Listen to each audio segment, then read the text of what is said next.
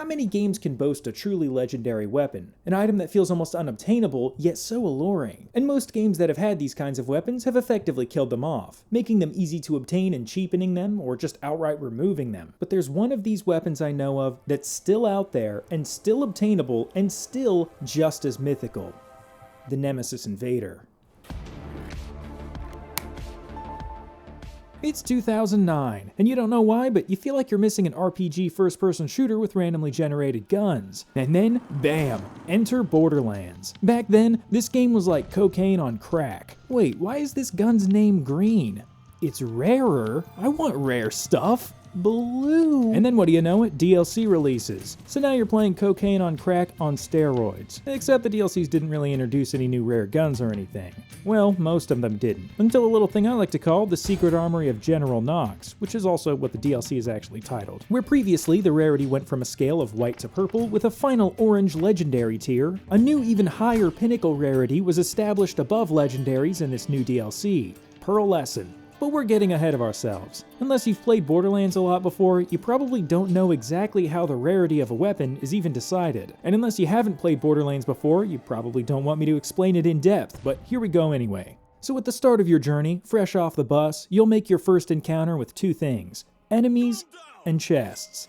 Both of which drop loot, but the chests don't shoot at you, which is nice. Now the first few weapons you pick up will just have white text, indicating that they're of the lowest rarity. And every once in a while, you'll come across a green or maybe blue weapon, the next two tiers of rarity. And most of these weapons will be made up out of a bunch of crappy parts, which is where we start getting into what makes Borderlands truly a unique series. Because it's not like Destiny, where you open an engram and get a purple rarity Old Sterling, which is purple rarity because Bungie made Old Sterling a purple rarity gun. No, the developers of Borderlands didn't choose the rarities of the guns you get. In fact, they didn't even really make any guns. Just a bunch of parts and a system that puts them together when they drop from an enemy or chest. But that doesn't mean you just get an AI-generated pile of metal when you open a box, because the gear system is smarter than that. It makes decisions in just the right order so that everything falls in place and makes sense. Most of the time. We'll get to that. So the first thing decided in this random generation process is the manufacturer. Each manufacturer has their own aesthetic and ethos that influences the stats and behaviors of their guns. Jacob's weapons are high damage with low fire rate, TDR weapons are cheap and crappy, Maliwan guns are elemental, and so on. This is the most impactful step in the weapon generation because some manufacturers don't produce certain types of weapons. There are no Jacobs brand rocket launchers or TDR sniper rifles. And there is some level of rarity even amongst the different manufacturers, with Hyperion, for example, being much rarer to find than something like TDR. So once the manufacturer has been decided, you move on to the weapon type. Let's say we got a shotgun. Dang it, I don't want a shotgun, I'm doing a revolver build. Whatever, let's just see how this thing generates and then sell it. So once the brand and type are determined, the rest of the gun can be assembled in pretty much any order. The gun's gotta have a body, a mag, a barrel, a grip, and maybe a sight and accessory. The accessory is a little extra bonus piece that might give it elemental damage or extra melee damage in the case of this accessory piece. Different parts have different stats. A good barrel might be more accurate than a bad one. And of course, the best barrel is usually the rarest barrel. Hence the rarity system. If a gun is white, it's cause all the stuff on it sucks. The game's done an assessment of the total combined rarity of the gun based on the rarity scores of each part that it's made up of, with the manufacturer not really playing a role in this assessment. The highest basic rarity that a gun can achieve is purple, but there is a rarity above this, which is orange, or legendary. These weapons don't appear in the world until somewhere around level 15, and that early on, they're going to be very hard to find. So what is a legendary weapon? Well, it's kind of like a manufacturer's pinnacle version of a certain weapon type. So the legendary version of a TDR revolver is the Equalizer. There's one legendary weapon per type/manufacturer combination. Each legendary's got a unique name and special effect, the Equalizer's being ammo regeneration. Well, that's a little bit lame though, right? All of a sudden these weapons aren't randomly generated? Well, no actually, because the Equalizer is just the body of the gun. So it can roll with any TDR revolver magazine, or sight, or barrel, or accessory. Just like the Volcano sniper rifle is the accessory part, because the accessory is what defines the element, and the Volcano is always fire elemental. But these legendary parts are usually the absolute rarest parts among their group, which is what makes the legendary weapons generate so rarely. So now, not only do you have to farm just to get the legendary you want, you might just get a garbage version of it. And the game will let you know if it's garbage.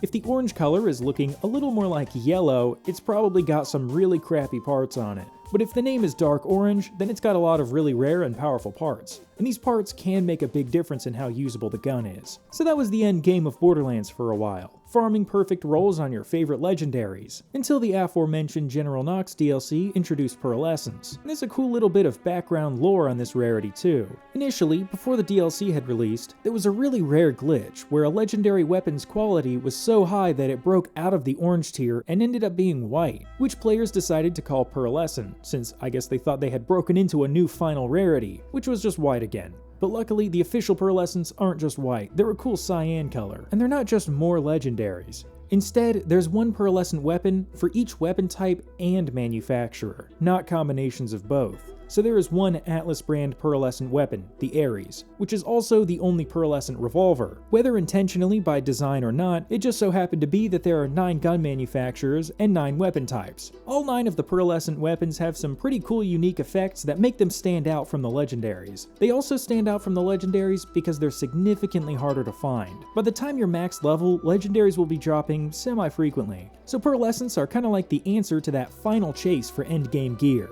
In fact, if you played through this game to max level and killed the raid boss a dozen times and beat every single mission that there was to do, you'd almost certainly not find one, because they only drop in the General Knox DLC. And even when you farm for them specifically, like that raid boss, or by opening all the chests in the secret armory over and over, they still almost never drop. Now the odds seem to be increased in the Enhanced Edition, but the original game's Pearlescent drop rate from Cromarax the Invincible, the game's hardest boss, is around 2%.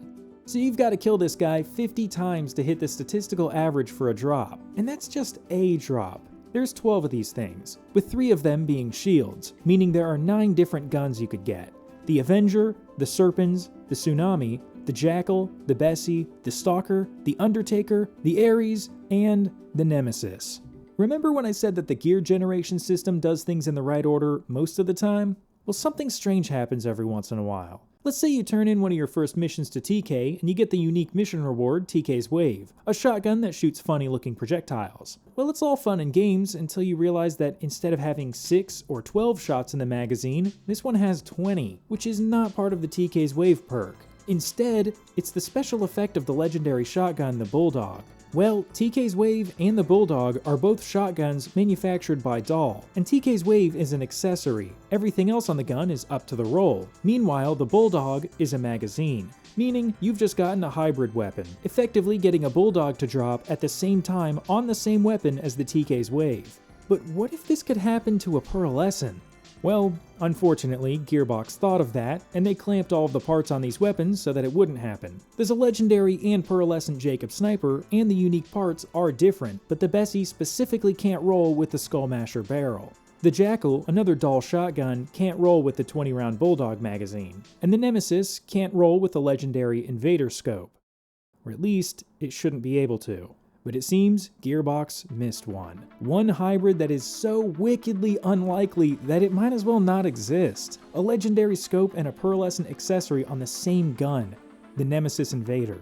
The idea of farming for the Nemesis Invader is like trying to win the lottery or be struck by lightning. Except it's worse than that. You have to get both of the rare weapons to happen at the same time and same place. It's like getting struck by lightning while winning the lottery. But it's not just a rare weapon, it's one of the best weapons in the game, because the Nemesis is already very powerful, shooting multiple projectiles per shot of 2 different elements at the same time. It doesn't even need the Invader's effect to be good, but of course, being able to full auto dump the entire mag while aiming is pretty awesome. This full auto perk was made for the Invader, a pistol of low elemental status and moderate damage, but when on a pistol like the Nemesis, which can shoot up to 5 bullets per shot, it's pretty ridiculous. Plus, repeater pistols can only trigger ×1 elemental explosions, which goes up to ×4 on some other weapons, the ×4 explosions being the biggest and highest damage. Well, most repeaters are only ×1, except for the Firehawk and, that's right, the Nemesis. But let's say you did really want one of these, enough to try and farm for it. Well, the drop rate from Cromarax is supposed to be around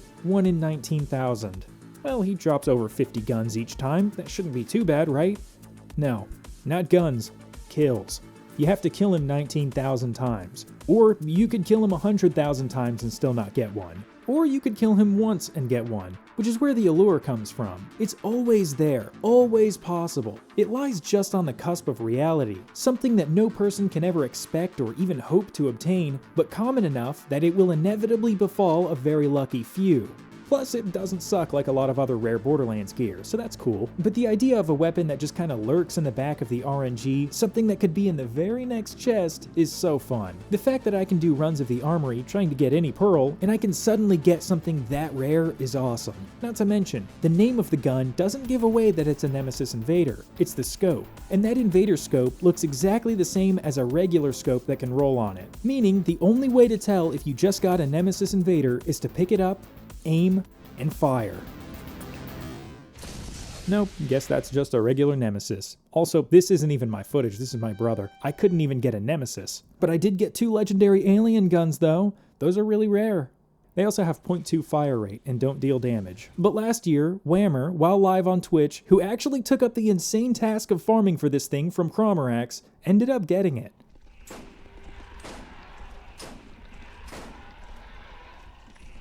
Next pearl is going to be Nemesis. I wish, dude. I wish. It won't. Oh, hello. No! So that's a Nemesis. And it has the scope. So this could be it. But the only way to tell is you aim down sight and you pull the trigger once. And if it fires the whole mag, it's the Invader. So 3, 2, 1. If you want to see how that went down, I'll link Whammer's upload of the clip as well as Jolt's video on the whole incident. This is the only live streamed drop. It's the only footage that's not just a short clip that could somewhat easily be faked. Now there almost definitely have been a few other drops of this weapon throughout the game's history, but not everybody has recording software ready, and it's not like everybody knows about it. They might not understand how rare what they just got is. Some guy in like Delaware or something probably got one and sold it to Marcus because he doesn't like to use pistols. And even if you do capture the last 30 seconds after you pick it up and use it, it's not the most concrete proof that you actually legitimately got it to drop. So this live stream is, so far, the only real solid documentation of this weapon dropping. Not only is the Nemesis Invader a stupidly rare weapon, but it's also stupidly legendary. The elusive nature of it, the grand reveal of checking for the special effect, the mystery behind it. Was it a complete mistake, or did somebody let it slide, thinking it would be too rare for anybody to get one anyways? And I think overall, the Nemesis Invader is a great example of just how cool the original Borderlands loot system is. I've been playing this game for over 15 years, and I'm still excited to see what comes out of the next chest, because I'm still finding things I've never seen before. There's still a few Pearlescents that I've never found, and plenty of hybrids to try and get. There's just something really magical and intriguing about it. I personally think this first Borderlands game has the most robust and interesting gear system, which is at the end of the day the core of the Borderlands franchise. And for that reason, the original Borderlands is my favorite game in the series, and probably my favorite video game. I hope I've intrigued a few other people enough to go and try the game out, or at least help you understand what makes me love the game so much. I haven't really done many Borderlands videos on this channel, which is weird because, as I mentioned, the first one is probably my favorite game. And there's plenty more to talk about just within Borderlands 1, not to mention the rest of the series. But that's all for another time. I really appreciate you watching. I'll talk to you later. Thanks.